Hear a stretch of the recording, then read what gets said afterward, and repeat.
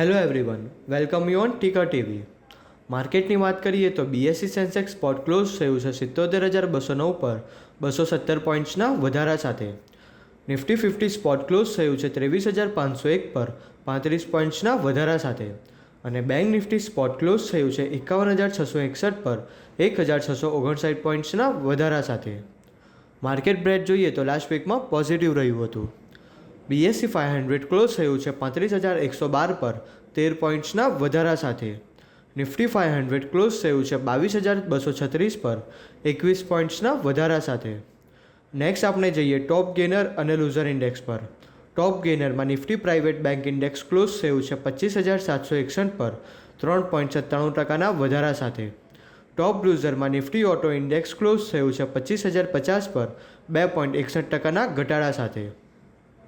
નિફ્ટીના daily ચાર્ટની વાત કરીએ તો અત્યારે મલ્ટિપલ બેરિશ કેન્ડલસ્ટિકનું ફોર્મેશન થયું છે, જ્યારે વીકલી ચાર્ટ પર લોઅર અને અપર શેડો સાથે સ્પિનિંગ ટોપ બેરિશ કેન્ડલસ્ટિકનું ફોર્મેશન થયું છે, જે માર્કેટને લઈને નેગેટિવ બાયસ ઇન્ડિકેટ કરે છે.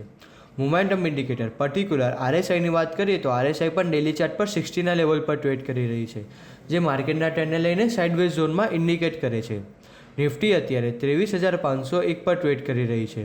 જો નિફ્ટી 23,700ના લેવલ બ્રેક કરે છે તો નિફ્ટીમાં આવનારા દિવસોમાં 23,900 સુધીના લેવલ પણ જોવા મળી શકે છે. પણ જો નિફ્ટી 23,400ના નીચે ક્લોઝ આપે છે તો 23,000 સુધીના લેવલ પણ જોવા મળી શકે છે. હવે આપણે નિફ્ટીના ડેરિવેટિવના ડેટા એનાલાઇઝ કરીશું.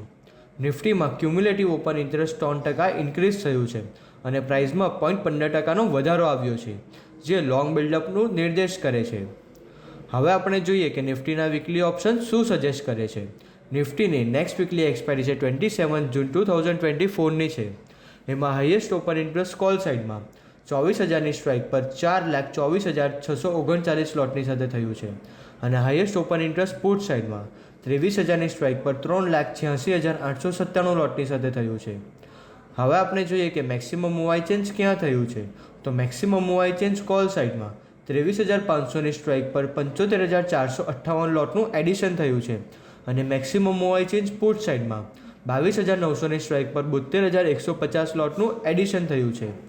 ચાર્ટ પેટર્ન અને ઓપન ઇન્ટરેસ્ટના ડેટા જોતા એવું લાગે છે કે નિફ્ટીના સપોર્ટ 23,400થી લઈને 23,200ના લેવલે રહેશે અને રેઝિસ્ટન્સ 23,600થી લઈને 23,700ના લેવલે રહેશે. બેંક નિફ્ટીના ડેઇલી ચાર્ટની વાત કરીએ તો લોઅર શેડો સાથે બેરિશ કેન્ડલસ્ટિકનું ફોર્મેશન થયું છે, જે માર્કેટના ટ્રેન્ડને લઈને એક નેગેટિવ બાયસ ઇન્ડિકેટ કરે છે, જ્યારે વીકલી ચાર્ટ પર બુલિશ કેન્ડલસ્ટિકનું ફોર્મેશન થયું છે. મોમેન્ટમ ઇન્ડિકેટર આરએસઆઈની વાત કરીએ તો ડેઇલી ચાર્ટ પર 65ના લેવલ પર ટ્રેડ કરી રહી છે, જે માર્કેટના ટ્રેન્ડને લઈને એક પોઝિટિવ ટ્રેન્ડનું ઇન્ડિકેટ કરે છે. બેંક નિફ્ટી માટે 52,000થી લઈને 52,300ના લેવલ એ સ્ટ્રોંગ રેઝિસ્ટન્સ તરીકે કામ કરી શકે છે, જ્યારે નીચેમાં 50,200નો સ્ટ્રોંગ ઇમ્પોર્ટન્ટ સપોર્ટ ઝોન છે. અત્યારે બેંક નિફ્ટીમાં બાય ઓન ડિપ્સની સ્ટ્રેટેજી અપનાવવી જોઈએ.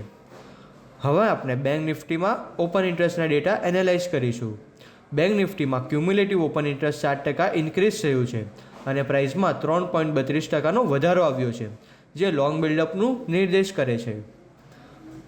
હવે આપણે જોઈએ કે બેંક નિફ્ટીના વીકલી ઓપ્શન શું સજેસ્ટ કરે છે.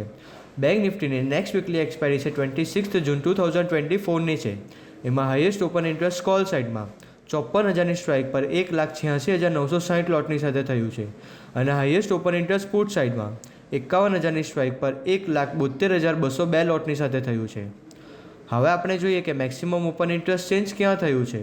તો maximum open interest change call સાઇડમાં 52,500ની સ્ટ્રાઇક પર 72,415 લોટનું એડિશન થયું છે અને maximum open interest change put સાઇડમાં 51,800ની સ્ટ્રાઇક પર 23,922 લોટનું એડિશન થયું છે. ચાર્ટ પેટર્ન અને ઓપન ઇન્ટરેસ્ટના ડેટા જોતા એવું લાગે છે કે બેંક નિફ્ટીના સપોર્ટ 51,200થી લઈને 51,000ના લેવલે રહેશે, જ્યારે રેઝિસ્ટન્સ 52,000થી લઈને 52,200ના લેવલે રહેશે.